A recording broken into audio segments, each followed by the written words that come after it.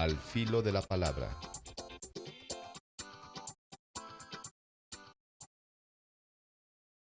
Bienvenidos, bienvenidas. En esta ocasión, al filo de la palabra, tiene el agrado de contar con la presencia de Iván Carvajal, poeta, escritor ecuatoriano. Eh, Iván, muy agradecidos de parte de la Universidad Salesiana, de la carrera de comunicación, y la idea es conversar sobre su poesía. Eh, bueno, mi primera curiosidad es saber su recorrido por la filosofía y por la poesía. Podría parecer en principio escabroso esa combinación de filosofía y poesía, especialmente porque tengo aquí unos versos sobre el poema que me llama la atención en la ofrenda del cerezo. Dice: el poema, débil acento añadido al esplendor de las fuerzas. Entonces, ahí mi curiosidad en esa aparente complejidad, quizá con la filosofía y la poesía. Primero, muchas gracias, José Luis, a usted y a la universidad, a comunicación dentro de la universidad por la entrevista. Es muy bueno para mí estar aquí, muy agradable. Bueno, la pregunta realmente tiene un contenido bastante importante para mí porque efectivamente yo estudié filosofía y buena parte de mi actividad profesional fue ser profesor de filosofía. Y luego más tarde di un giro hacia la docencia de las letras, pero muy hacia el final de mi carrera. Eso no implicó, desde luego, que no dejase de seguir leyendo, trabajando en el campo de la filosofía, escribiendo de vez en cuando algún texto en que me basaba mucho en la filosofía. Pero yo creo que son dos órdenes de pensamiento complementarios, pero diferenciados. En el caso de la filosofía, lo que pasa, lo que pesa es en definitiva el argumento de tipo racional que está en juego, la conexión entre argumentos y se mueve en torno de una tesis. El poema ni tiene tesis ni tiene argumentos lógicos en el sentido de la concatenación que debe tener un ensayo filosófico. Yo creo que no he hecho propiamente filosofía en estricto rigor, aunque me he basado en la filosofía para determinado tipo de comentarios, de estudios, de ensayos. Quizás el único trabajo filosófico real sea mi tesis de doctorado, ¿no? Que está en el campo de la estética y en que había una reflexión conceptual sobre el arte, sobre la dimensión estética de la vida cotidiana y sobre el poema. Entonces, en el caso de la poesía estamos ante un registro totalmente diferente, un uso del lenguaje sustancialmente diferente del racional de la filosofía, sin que ello no implique el uso de la inteligencia, una combinación de inteligencia, de imaginación, de relación con ideas también que provienen de la filosofía o no, pero son distintas. Entonces yo creo que como en general la vida, uno no es poeta las 24 horas del día, ni todos los 70 años de la vida, sino son momentos diversos a lo largo del tiempo, aunque haya una permanencia. Yo creo que eso lleva a que de alguna manera a veces haya cuestiones filosóficas que están implícitas, pero el poema como tal no es filosofía. En esa relación que hay entre la filosofía y la literatura, que puede ser de apoyo, pero también de conflicto. A mí me encantó una parte de un poema que quisiera leerla en el programa para nuestra audiencia. Dice así: pronto la rosa agota su esplendor. En días perece el bello escarabajo, que en la larva germinará en meses. Y también la piel lustrosa del felino se aja, y el rugido enmudece, y al fin nos causa lástima su pupila sin brillo. Esa discusión del tiempo, ¿no? Y ese gran debate de lo humano entre lo efímero y lo eterno. Y esas influencias en su poesía, a esos niveles del tiempo, de esa búsqueda del humano que a veces se contradice, ¿no? Entre lo efímero, lo que pasa tan rápido, Y en cambio esa necesidad, o búsqueda por lo menos, de eternidad, de querer permanecer.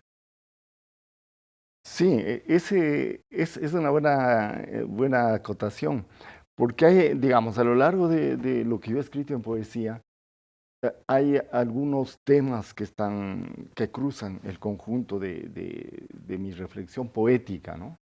Uno de esos temas centrales es el tiempo. Yo diría es el tiempo, el amor y el desamor, la muerte, la vida, que está asociada además con el tiempo. Y en el caso del tiempo, bueno, ese es el gran tema, es uno de los grandes temas de la filosofía a lo largo de sus 2 milenios y más, pero sobre todo de la filosofía del siglo XX, esta relación del tiempo con la existencia individual, donde un aspecto es justamente este anhelo de eternidad, ¿no?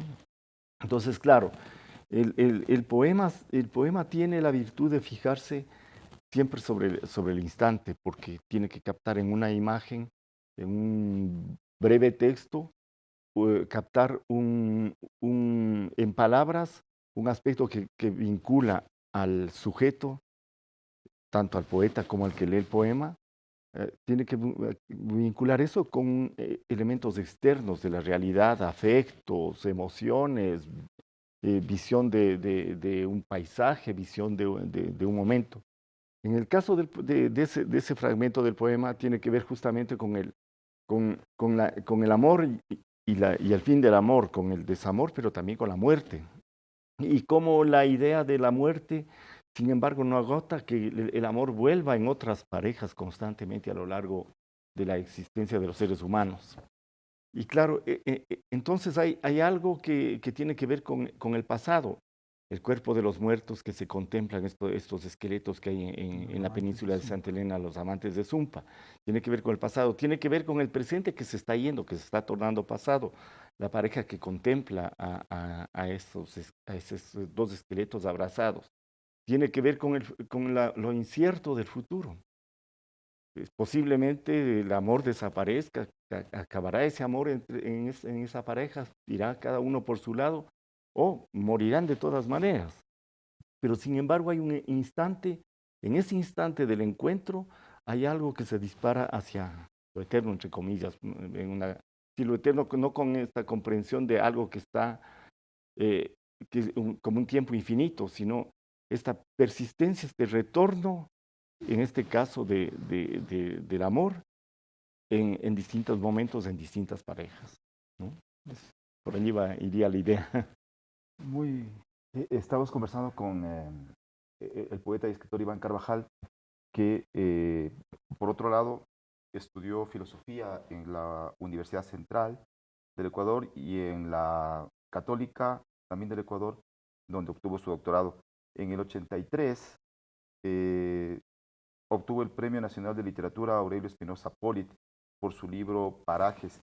Iván, bueno, hay unos versos aquí que a mí realmente me sorprenden respecto a, en este poema que se llama Cacería. En el número 3 dice, el verso es arco que se tensa, sin flecha que partir pudiera, hacia tu pensamiento oculto, hacia tu voluntad tan lerda para mí. Yo siento, Iván, que hay detrás de estos versos una idea de lo que es la poesía, quizá del arte poética, cuando dice el verso es arco que se tensa sin flecha. Me resulta sorprendente realmente. Sí, bueno, efectivamente, bueno, el momento que escribí el poema no tuve conciencia de que había una decidida ars poética en juego, ¿no? Pero luego un lector muy acucioso de mi poesía, Juan González Soto, que al hacer una presentación del libro, me señalaba que justamente ahí estaba contenido un concepto de la poesía, porque claro, ese concepto está en varios momentos, en distintos poemas, y tiene que ver con esta cuestión básica del poema, que también es una cuestión básica de la comunicación y del lenguaje. Nosotros queremos apuntar con la flecha, digamos, con el arco, y apuntamos hacia un objeto externo, o pretendemos también con la palabra alcanzar, por ejemplo, una respuesta en el otro.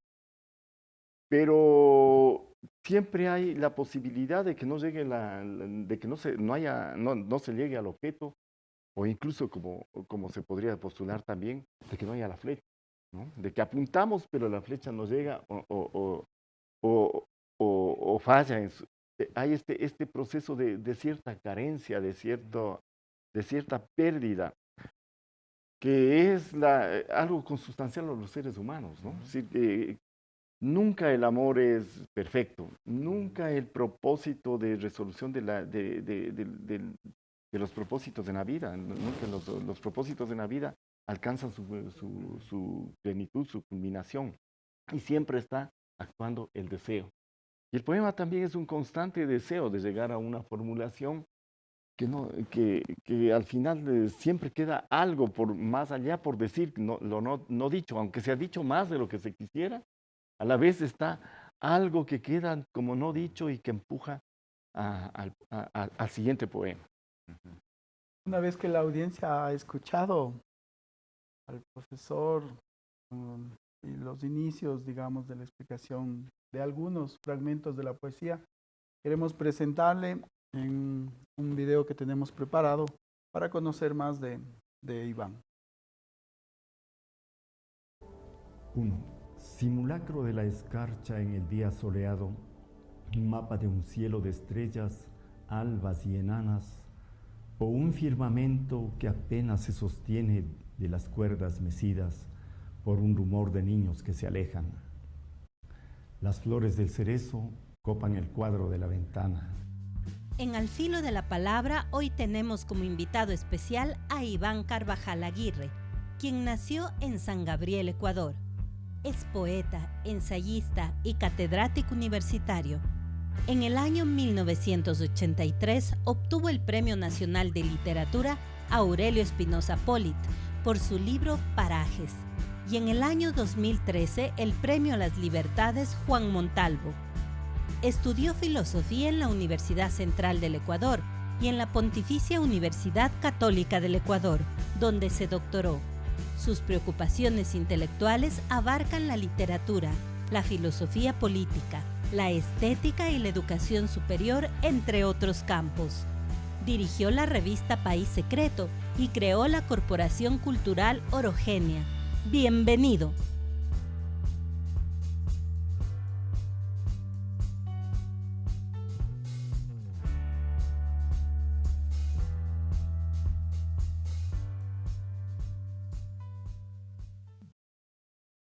Insistimos agradeciéndole a Iván por la presencia en este programa de Al Filo de la Palabra.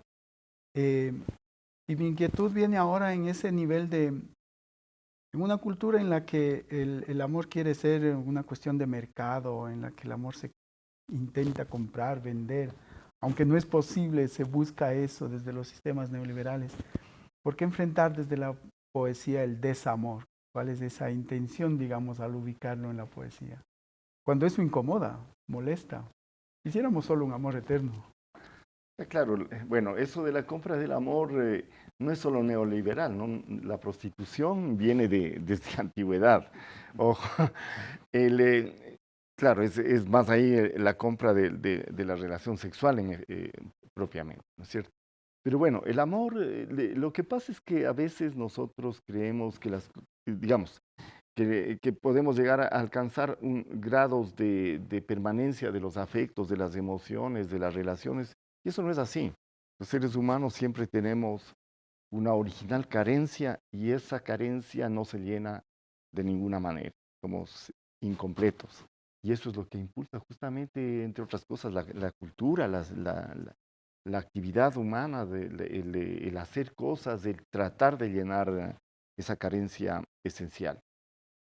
Y bueno, en la vida creo que casi todos los seres humanos, si no todos, tenemos esta relación también de lo efímero, esta comprensión de lo efímero del amor. Nos sentimos enamorados, nos entregamos al otro y a veces el otro no nos responde. A veces el otro responde más allá de las expectativas. Luego hay una especie de fatiga, de cansancio de la relación afectiva, por ejemplo. Y esto hace que continuamente estemos también en el juego del desamor, del alejamiento, de la lejanía, de los momentos también de desconcierto y de soledad. Entonces eso es parte del humano, ¿no? Y yo creo que tenemos que aceptarnos en esa capacidad para estar constantemente modificándonos y cambiando. Una de las cosas que siempre yo insisto es en que somos como individuos, como seres humanos, seres que no estamos sujetos a la identidad, sino que vamos modificándonos y cambiándonos a partir de mantener una estructura que se va modificando en el tiempo, ¿no? Y eso pasa también en las relaciones con los otros, con nosotros. Iván, antes de continuar con el tema del amor, que es tan interesante, hay dos preguntas de estudiantes de comunicación, Iván, que las vamos a escuchar para que nos ayude con una respuesta. Son preguntas sobre los textos, sobre su poesía, básicamente.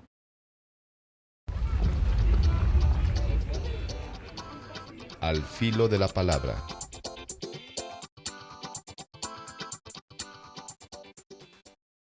Soy Camila Terán, estudiante de Comunicación Social.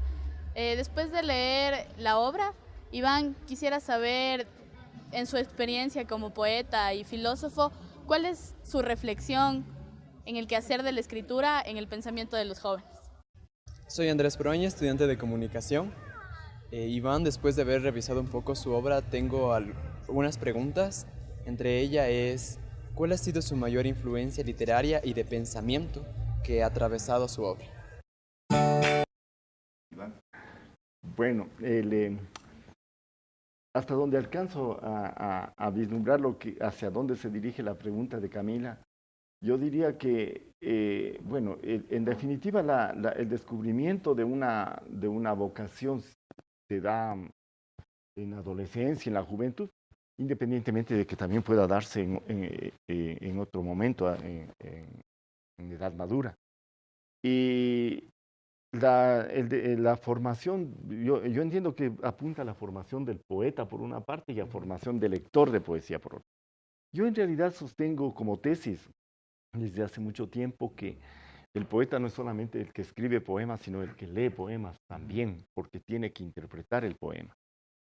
Creo que la educación ha ido perdiendo un aspecto fundamental de la formación, que es la formación con relación no solamente a los aspectos técnicos o a los aspectos teóricos, sino a lo múltiple de la experiencia humana, que tiene que ver también con lo estético. Sería fatal, por ejemplo, en un momento dado lleguemos a perder de vista las humanidades, a perder de vista la formación en la música, en la literatura, en la pintura. Es fatal para los seres humanos. Y claro, allí hay una aproximación a través de la lectura con una amplísima gama, en el caso de la poesía también, una amplísima gama de poetas. Es igual que con la música, hay una amplísima gama de músicos y de tipos de música, y cada uno opta por lo que más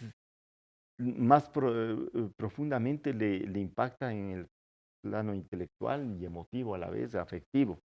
Entonces, la relación con la poesía siempre parte de una relación afectiva con el lenguaje literario, con el lenguaje poético, y luego esto se amplía hacia la experiencia de la escritura. Yo recomendaría siempre a un joven escritor, por ejemplo, mucha lectura y mucha práctica de copiar, de plagiar los textos, incluso en el proceso formativo, porque es lo que va dando las pautas de cómo se construye, por ejemplo, un verso, cómo se construye una estrofa, cómo se construye un ritmo. Muchas lecturas, porque no hay obra que no provenga de otras obras, ¿no? Si todo se escribe a partir de otras obras, de lo que ya antecede, en diálogo constante con los muertos, ¿no? Y con los que siguen escribiendo en el día de hoy. Y y tener también calma para publicar, ¿no? No hay ninguna necesidad de lanzarse con los primeros textos al público, ¿no? Sino tener la calma suficiente como para ir decantando lo que es la voz de cada uno. Esto es para todas las artes y creo que para todas las experiencias así fundamentales de la experiencia humana es lo mismo, ¿no es cierto? En cuanto a la otra pregunta de Andrés, digamos, yo creo que no podría hablar así de un solo nombre o una sola relación, porque digamos, por eso mismo que acabo de decir, ¿no? Es una influencia múltiple. En mi juventud, en mi proceso formativo inicial, sí, ciertamente hay un grupo de nombres que a mí me parecen fundamentales. En el caso de la poesía, señalaría al menos 3 ecuatorianos, ¿no? Son Carrera Andrade, Alfredo Gangotena y César Dávila Andrade. También, en cierto modo, Escudero, pero los 3 primeros de modo fundamental. Pero hay un par de autores que son decisivos en mi adolescencia, que son Vallejo, César Vallejo, el gran poeta peruano, y Whitman en la traducción de un ecuatoriano, Vicente Alexander, ¿no? Y bueno, pero a la vez estaban los poetas españoles, por ejemplo, ¿no? En mi caso, hay una influencia y en esos primeros momentos de lecturas de Góngora, de lecturas de Quevedo, de lecturas de San Juan de la Cruz y de lecturas de algunos poetas del siglo XX como Jorge Guillén, pero sobre todo Cernuda en un momento dado, Luis Cernuda. Y bueno, hay en Parajes, por ejemplo, que fue el libro que obtuvo el premio, ahí hay una decisiva influencia de 2 poetas estadounidenses que vivieron, el uno en Inglaterra y el otro entre Inglaterra y después en Italia terminó apoyando al fascismo, lo que le costó la vida a Pound, ¿no? El uno Eliot y el otro Ezra Pound. Ezra Pound que terminó en el fascismo por oponerse al capitalismo. Eso es muy curioso. Y claro, estas influencias sumadas a otras de las que no tengo conciencia, ¿no? Son las que produjeron las primeras marchas. Y luego siempre ha habido influencias. Hay libros que los he leído, yo no soy creyente, pero he sido un lector constante por ejemplo, de la Biblia, ¿no? El libro de Job, creo que es uno de los grandes poemas de la humanidad. Iván, a propósito, tengo aquí también otros versos que me interesan comentarlos. Yo aquí veo una especie de, por decirlo así, de metafísica, ¿no? Dice, hablando del cerezo también, dice, tal vez ninguna necesidad tenga la tierra de su color, de su perfume o de su peso. Y más abajo, que aquí florezca se debe a la intriga diplomática, un obsequio del imperio japonés a Norteamérica. Iván, ¿cuál es su idea? Bueno, algo nos ha dicho de lo que es el afecto, la vida, pero acá hablando de esta no necesidad del ser humano, hay una idea detrás de esto de lo que es la vida, de lo que es el ser humano al final, ¿no? Sí, bueno, es decir, a ver, ¿cómo podría plantear esto? Porque, claro,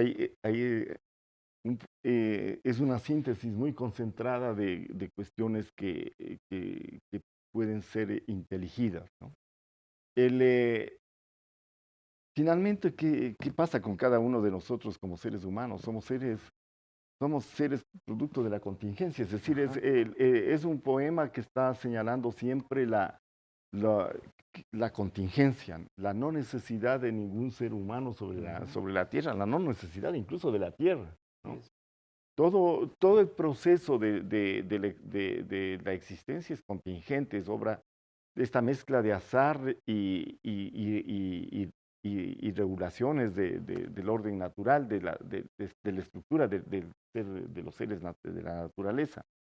Entonces, no hay ninguna necesidad de que yo haya estado contemplando el cerezo en esta avenida de Washington Como no hay ninguna necesidad de que este árbol cualquiera de una calle o de un jardín esté ahí, ¿no? No es obra de un designio que esté allí. Lo maravilloso es que somos resultados de la contingencia y que todo es contingente. Esto sí implica una afirmación rotunda de la finitud. Somos seres finitos destinados a la finitud. El poema también es finito. Borges decía que el poeta menor es aquel que llega primero al olvido, ¿no? Porque de todos de todo habrá fin. Nuestra vida es muy efímera. Podemos vivir ahora, digamos, 90 años, 80 años, 90 años. Pero eso, ¿qué es en relación con la edad de la vida en el planeta? ¿O qué es en relación con, incluso qué es la especie? Este rato nos sentimos muy amenazados porque la especie efectivamente puede o extinguirse o puede modificarse por obra del propio ser humano en algo que será el cyborg, que es la palabra ya adoptada en español, esta mezcla del artefacto y el humano, que posiblemente sea lo que tendremos como salida de la especie. Las mismas especies y la especie humana es contingente.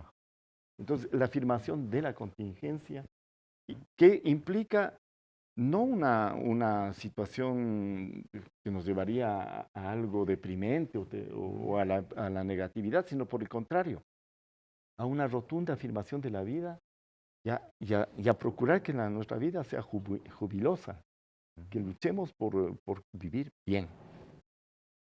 En esa misma dimensión de la vida y de esa lucha por vivir bien está presente la muerte, sí, el fin.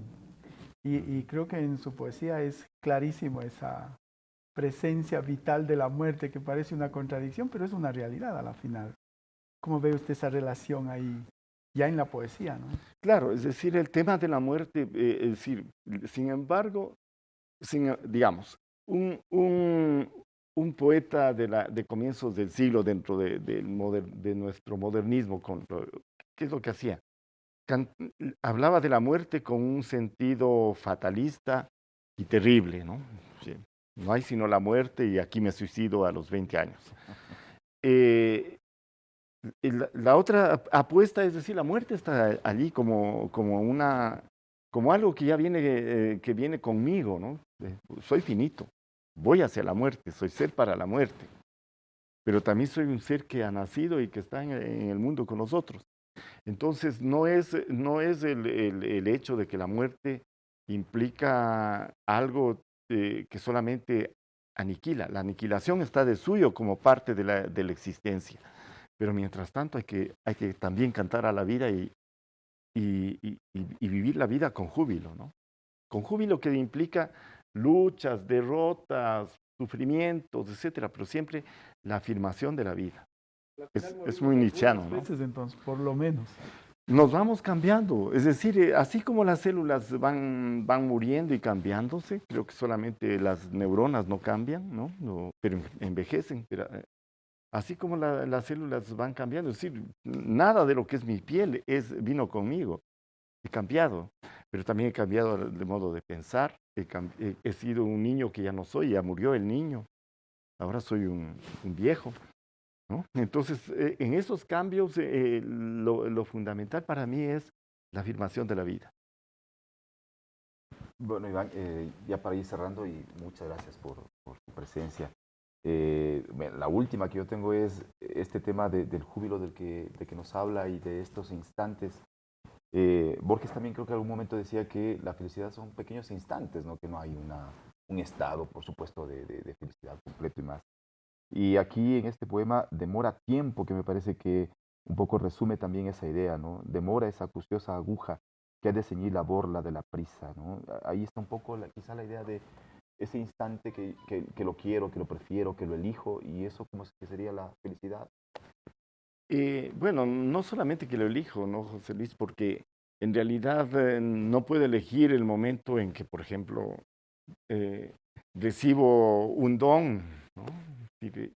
Eso pues es otro tema que no hemos tratado hoy día, trataremos en otra ocasión el tema del don. El momento que recibo un don puedo sentirme feliz, pero no todo el tiempo estoy recibiendo dones. Entonces, efectivamente, la felicidad son momentos generalmente compartidos, o de una lectura o de escuchar una obra musical, que se combinan con otros momentos de sufrimiento, de insatisfacción, de desconcierto. Y es la vida, ¿no? Es decir, hay que afirmar la vida. Eso sería todo. Los tiempos en televisión son muy cortos. Agradecemos a Iván Carvajal por esta compañía, este diálogo en nuestro programa. Esperamos tenerlo pronto por aquí. Y invitamos a todos la audiencia a nuestro siguiente programa. Muchas gracias a todos. Muchas gracias a ustedes. Gracias, Iván.